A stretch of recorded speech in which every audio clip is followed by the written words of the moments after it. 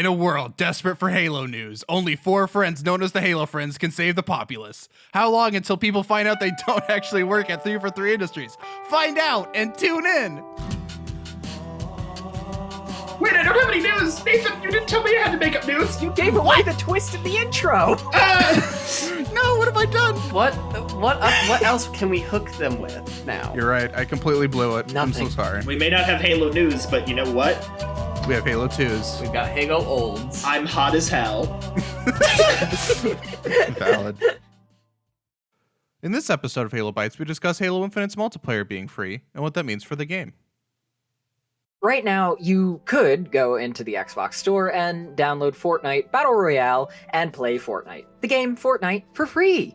If you'd be so further possessed as to buy the single-player/PvE as well, you could drop the $39.99 to do so. Just like Halo Infinite. This is no accident. Fortnite was, and is, incredibly popular, and there's a lot of companies chasing that success. But a lot of those games aren't Fortnite, Halo Infinite especially. The game where 343 has previously confirmed no Battle Royale, and a game we just don't know a lot about. I just wanted to say really quickly that even though I'm thrilled there's no official Battle Royale in Halo, wow, are there some fun custom games that have tried their hand at it. And that's the only place I want to see it, within the confines of community customs. A free mode can be good for a community, but is it good for the consumer? Halo Infinite following Fortnite's monetization model might be a good idea for 343, but games that copy Fortnite in every other way frequently run into massive diminishing returns when compared to the colorful Battle Royale, not to mention Fortnite's absolutely neglected $40 mode.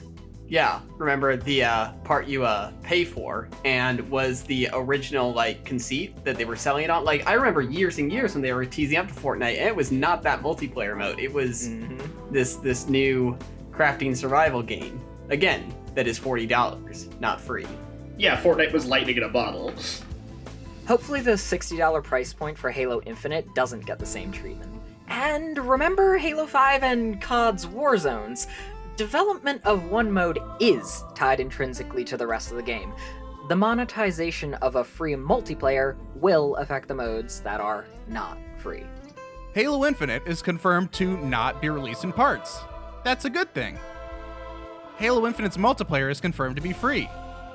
That's a good thing? I say that like a question because I can't completely tell. What caused this decision? Could 343 be worried about a dwindling player base? Okay, that's me with my tinfoil hat on. Here's my real beef. Halo Infinite may not be released in parts, but it sure as heck will still be divided in another way. People who paid $60 versus the people who got the multiplayer for free. Some people are getting an entire game, some are not. Free doesn't necessarily mean complete. And what does that mean for Forge? For Theater? Where do they lie? Forge and Theater is exactly what has me eyeing the situation with fear and anxiety. As a weathered veteran of Halo 5's Forge mode, it was definitely the best. Theater left a lot to be desired. Would I buy a campaign Theater mode and Forge mode for $60? Cause they'd have to be absolutely exceptional versions of these modes to be worth that, which, tying back to what I said earlier, it's pretty likely that the paid mode gets neglected if you look at Fortnite's example, which is not consumer-friendly, opting instead to continuously advertise to new players hopping into the free mode, buying microtransactions. And it's also worth noting that Fortnite is less fun and more like it does have predatory microtransactions to keep kids in it.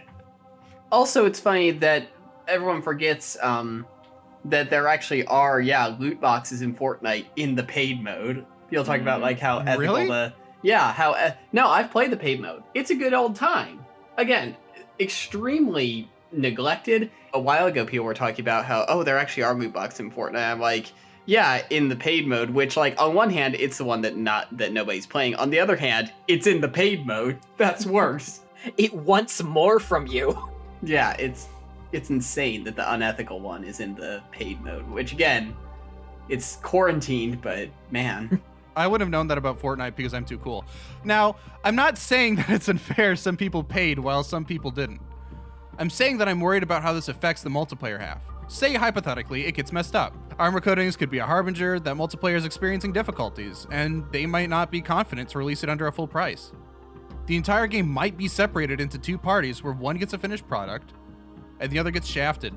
Campaign could be getting all the polish, multiplayer could be the moneymaker that gets ignored since it's free and monetarily the lesser deal. Online matchmaking is such a large part of Halo that if Infinite has nothing to stand on, aside from microtransactions, that's half a game down the drain. Sorry, I'm very much rocking the tinfoil hat again. Nevertheless, though, if I'm right, will 343 be able to continue to stiff half of its game for the foreseeable future? Food for thought. No. Anyway, much as I'd like to put on a smile and say everything will turn out great, I can't spin this idea in a way that makes me feel like it'll be good. As we pointed out before, this model works with similar games as a service product, and while I don't doubt 343 will make a highly polished game service a la Destiny, I don't want a game as a service. I want a Halo game. Your usual Halo game is $60 for the full package, campaign and multiplayer. There's always been kind of an uneven 30-70 split between campaign and multiplayer, with the large portion of the content being in the multiplayer, because Halo's a multiplayer shooter. Without that 70% multiplayer, what warrants the $60 ticket? Is the campaign going to be vastly bigger and better than any campaign ever before, and is that even a good thing? As an adult with due dates and deadlines, I really would rather not submerge myself into another 60-hour narrative, even if I am in the middle of a global pandemic. People keep forgetting there's a pandemic. It's amazing that MCC released on PC as good as it did. Like, communities need to be a little more forgiving, especially since it's going to get worse. And even then, there's no guarantee that, this idea will be good. I know I'm being a downer, and I'd really like not to be, but I don't have anything but doubts about this idea. Games as a service is a nasty trend, and I'm scared to see 343 take it up. Well, what can I say? A free multiplayer mode sure is a different approach. Now, I actually don't mean that in a it's good or it's bad light. I sincerely mean that it's just something different, which has been my main takeaway from most announcements regarding this game lately, from armor coatings to the overall game model.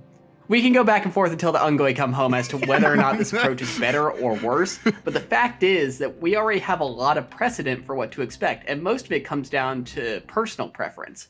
A free-to-play model means anyone can hop in a la Fortnite, which is good. It also probably means a metric ton of content behind paywalls that you can never hope to collect all of, and as someone who likes to be able to feasibly afford a feature-complete game, that's bad. But long gone are the days where $5 horse armor was the biggest hurdle to owning all of a game's content. Basically, I like the idea, but the obvious concern is what it means for monetization. I just think that those times are long gone already, and Halo Infinite is not a harbinger as much as it is just a result. And to avoid getting more soapboxy about that particular aspect of game content models, I guess I'll just leave off with one last precedent that has been set by Halo, one that actually bodes well for this approach. MCC Season Passes. Mm-hmm. I'm sure it will function very differently, seeing as MCC has no microtransactions, and that completely fair microtransactions that 343 look to have are a myth. This and the free-to-play approach, though, do give some levity to the situation. That the MCC Season Passes have been a pretty good deal so far. Can't relate, hate the Season Passes.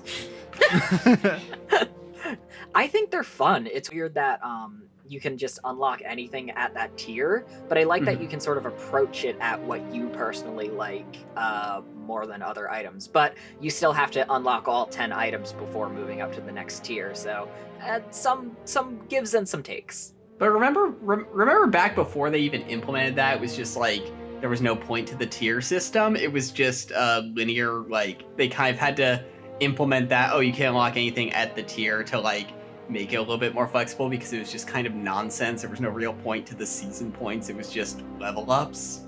That's true. I mean, it also had a sin that I had to unlock stuff I already owned. Yeah, it is quite amazing that there's literally no microtransactions in MCC to date, other than Reach and ODST, I guess. Nathan. But that's a full-fledged DLC rather than a... Nathan. Yeah. You're the microtransaction. Oh no, I'm exactly what I've sworn to destroy. You'll become your own enemy. All right, everyone. If you liked this episode and want us to talk more about some topics, leave them in the comments. Argue with us in the comments. Don't argue with me. I don't care to hear your opinion. I'm right, you're wrong. That's okay. Yeah, I'm right. Don't even question me. You should bow before me. Bye. Get owned, kids. I want to read your opinions. No, I like them. don't listen to I'm on James. the Don't listen to internet. the siren. cringe. Jamie's cringe. We're ignoring Jamie. Let me out of your computer. I delete you. All right, there's more of these to come, so I'll see you around.